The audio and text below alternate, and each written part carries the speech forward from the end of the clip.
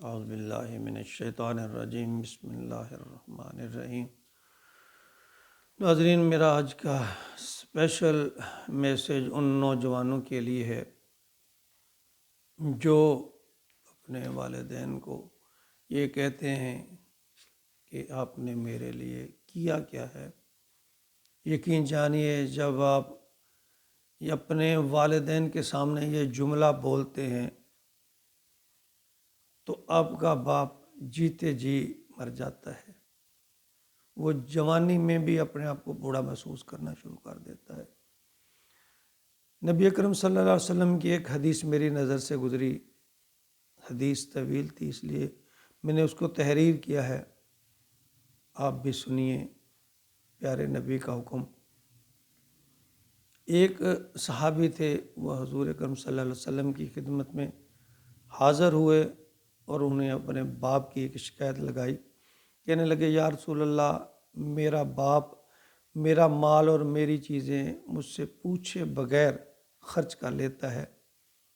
آپ نے فرمایا، بلاؤ اپنے باپ کو۔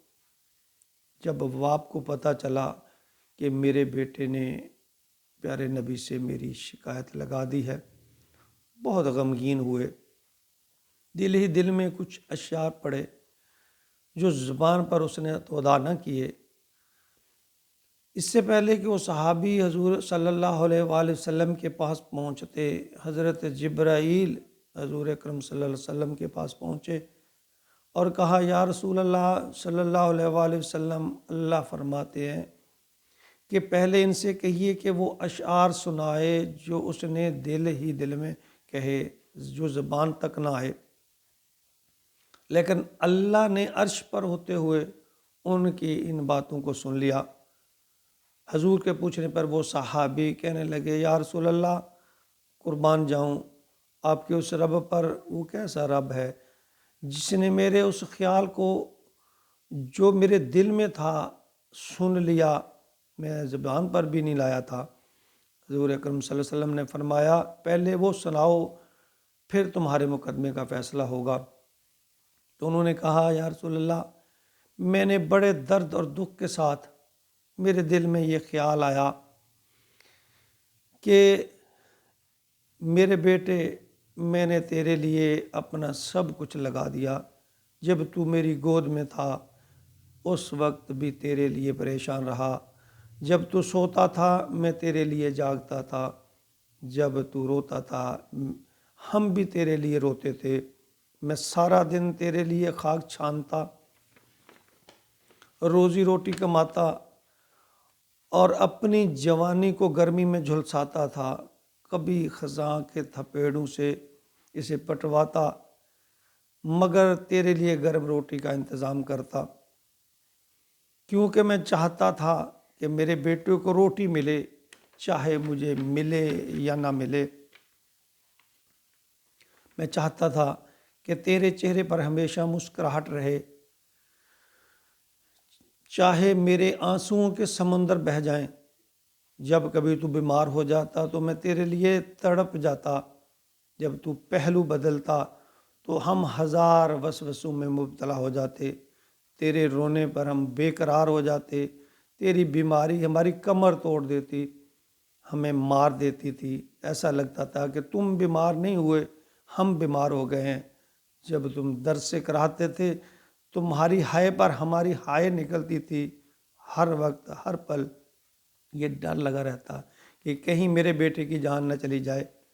اسی طرح میں تجھے پروان چڑھاتا رہا اور تجھ میں جوانی کے رنگ بھرتا رہا، اور میری جوانی تیری جوانی بھرتی رہی اور میری جوانی گھٹتی رہی، اور یوں میں بڑھاپے کی دہلیز پر آ پہنچا تو مجھے سہارے کی ضرورت پڑی، جبکہ تو بنا سہارے کے چل سکتے ہو۔ اور اب میرے دل میں یہ تمنا ہوئی کہ جس طرح میں نے تم کو پالا تم بھی مجھ کو پالو گے، جس طرح میں نے تمہارے ناز اٹھائے تھے تم بھی میرے ناز اٹھاؤ گے۔ لیکن تیرا لہجہ بدل گیا، تیری آنکھ بدل گئی، تیرے تیور بدل گئے، تو مجھے یوں سمجھنے لگا جیسے میں تمہارا زر خرید غلام ہوں، اور تم یہ بھی بھول گئے کہ میں نے تجھے کس طرح پالا تھا، تیرے لیے کیسے جاگا تھا، کس طرح رویا تھا، تڑپا تھا، چلایا تھا۔ آج میرے ساتھ وہ کر رہا ہے جو آقا اپنے نوکر کے ساتھ بھی نہیں کرتا۔ اگر تم مجھے بیٹا بن کر نہیں دکھا سکتے، مجھے باپ کا مقام نہیں دے سکتے، تو کم از کم پڑوسی کا درجہ دے دو، کہ ایک پڑوسی دوسرے پڑوسی کا حال تو پوچھ لیتا ہے۔ لیکن تم تو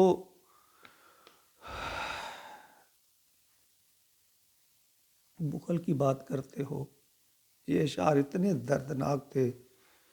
باپ کی اس کیفیت کو دیکھ کر محمد عربی صلی اللہ علیہ وآلہ وسلم کی آنکھوں میں آنسو آ گئے۔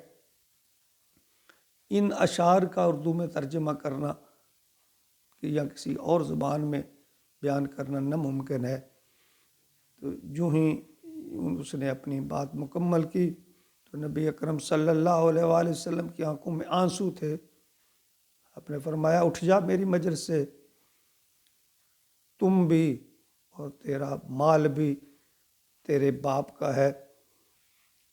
میری نوجوان نسل کے نوجوان بیٹوں اور بیٹیوں، اپنے ماں باپ کا دل نہ دکھایا کرو، انہوں نے بڑی مشکل سے تمہیں پالا ہے، اور یہ بات تمہیں اس وقت ظاہر ہوگی جب تم باپ بنو گے۔ اللہ کے لیے اپنے بوڑھے ماں باپ کا خیال رکھو۔ انہوں نے اپنی جوانیاں، اپنی زندگیاں تم پہ لٹا دی ہیں، اور آج انہیں تمہارے سہارے کی ضرورت ہے۔ اپنے ماں باپ کا سہارا بنو، ان کا دل نہ توڑو۔